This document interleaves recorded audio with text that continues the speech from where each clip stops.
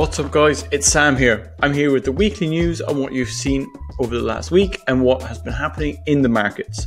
So, over this video we're going to be going through what the Fed has talked about, some Bitcoin action, also some of the stocks that we watch and news to do with them.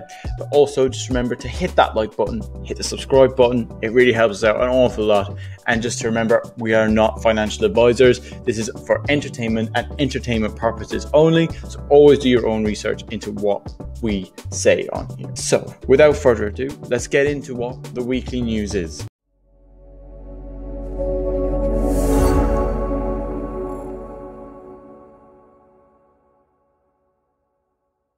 The first topic that I kind of noticed over the week is that interest in stocks is actually fading, which is quite strange to see, as like they've been on such a roll over the last year or so. There's now a bit of momentum of people taking money out of stocks. So in the last week or so, we can see here from June 9th, fund investors redeemed a net of 13.6 billion of domestic stocks in the US alone. This is almost as much as the entire amount of 14.6 billion that they bought in the entirety of May itself. So nearly the entire amount of money that they put in May nearly came out in the first week of June. And this isn't just for the US stocks, it's also for stocks abroad as well. As you can see, a net of 663 million went into non-US funds, much lower than the weekly average of 4.9 billion for the average of May. So domestic and international stocks have been seeing outflows of money over the last while. So it's interesting to see that you might see a bit of volatility over the next week or so, and we're going to get into why that might be happening. But it's definitely interesting to see that a lot of money is actually potentially leaving the market, and where is it going to be redeployed to? They can only stay out of the market for so long, so you need to be kind of watching to where they're going to be putting the market. Are they trying to manipulate it to bring it down? You have to think about this, and it's definitely something to keep an eye on and to see if where the money will go over the next week or so. In crypto news, I've spotted a few things that have happened over the last week. So Coinbase co-founder has seen issues with Bitcoin over the last while, as there's a lot of fear and a lot of FUD in the markets at the moment, and Bitcoin is down nearly 50% from its high from where it was in the middle of May. The whole crypto market has gone down from 1.5 trillion to 1.5 trillion from 2.5 trillion in the middle of May. This is an absolutely crazy decline. And a lot of people in the crypto space are feeling like the heavens are falling and that this is the end of crypto altogether. So a lot of people have been trying to make crypto sound like now this is the buying opportunity. This is the opportunity that a lot of people needed to be able to get into the market.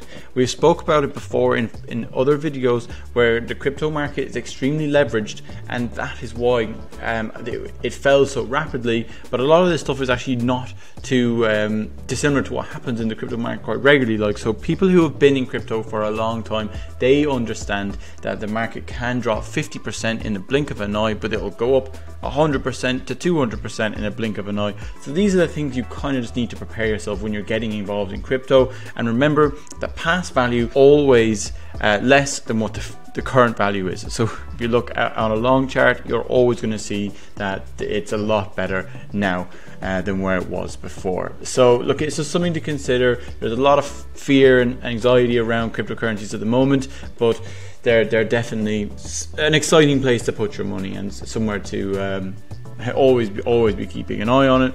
And we'll look forward to see where it finishes up the end of 2021. Because there's some crazy estimates that it will breach the 100k mark. Some people say it's done, but look, it'd be interesting to see where this goes over the next while. Good news for crypto: the Central Bank of Portugal has granted a license for crypto exchanges to be done on home soil. So the two Portuguese exchanges of Cryptologia and Mind the Coin are now classified as virtual asset service providers, which means they can change cryptocurrencies into fiat money. So this is a good move forward for one of the more advanced in crypto tax laws in Europe. So Portugal has very limited capital gains tax unless you are using it for professional trading activity. So if you're like a day trader and it's part of your just standard income, you will be taxed. But if it's just as like a passive thing, you will not be taxed at the same rate. So this is great news, and there's more adoption coming across the board. So this is good news for cryptocurrencies, as there's just more platforms becoming available to buy your crypto, and the amount of users that is on cryptocurrencies is increasing rapidly, and it's all good news. Like, so it's kind of following up just a small bit maybe from like El Salvador announcement last week, where they're now allowing people to use it as professional tender, but they had a bit of a bad news they asked the World Central Bank to help them implement this, and they actually rejected it. So that could cause a bit of trouble for them. So you might see some kind of companies coming along and potentially trying to influence El Salvador and try to allow Bitcoin to become actual tender in the country. So it's interesting space to watch, but they're the kind of two things that we've actually picked up on over the last week or so. The next point I'm kind of going to go into is to do with the Federal Reserve. So the Federal Reserve have been very key in America's recovery. So they've basically been printing money over in the US, which has been very, very good to maintain the economy and to bring it through what the pandemic was. So you saw the fastest stock market crash by 30% last year, and then it's recovered to all-time highs within a year. So it's pretty crazy situation. But the Fed actually met this week and they discussed what to do with inflation. So the US are currently experiencing high inflation, and it's coming in at like 4 to 5% every month. So I think it's 4% in April and 5% for May. So that's really, really high inflation. We've had it here in Europe as well, with the UK reporting, I think it was like 2.5 to 3% inflation as well. So all eyes were on the Federal Reserve, because people are looking to see, will they taper interest rates, because they're down at pretty much zero, which is what has been driving all of these growth stocks to all new highs, because they have such access to cheap capital. So they need to potentially to crater off inflation is to raise interest rates. They've always maintained that they won't do this until 2023, 2024, but this could actually be coming a bit earlier as inflation is taking off. They haven't confirmed anything, and they think that the current inflation is a temporary glitch as supply chains are catching up to the demand that was there previously. So they're not going to taper rates, and the Jerome Powell is going to keep the money printer going. They're buying up bonds at between 120 billion every month, which is absolutely crazy, and it's forwarding on the US economy over the next while as well. So this is definitely a thing to watch, and what a lot of people really tune into is the Federal Reserve and with their meetings and what their plans are and their economic projections.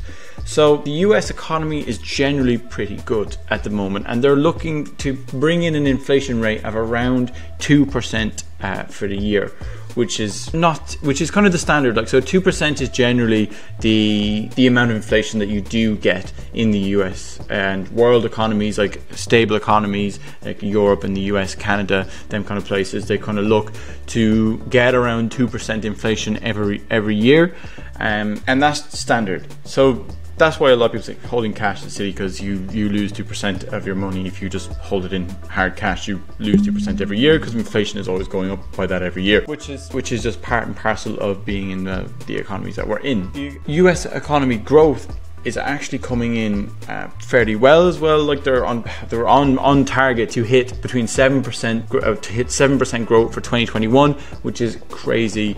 Is a crazy increase, because it usually would only grow between 2 to 3% every year.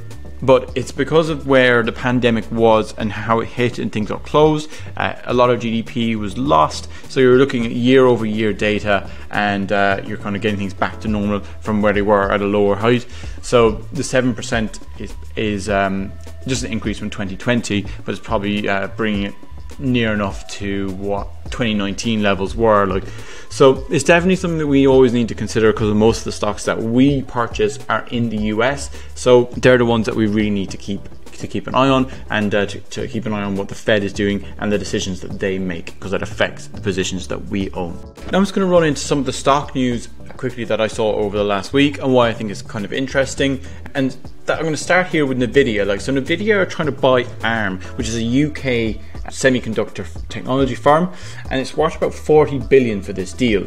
So the UK regulators are seeing an issue as it's to do with national defence, so they're actually trying to block this deal.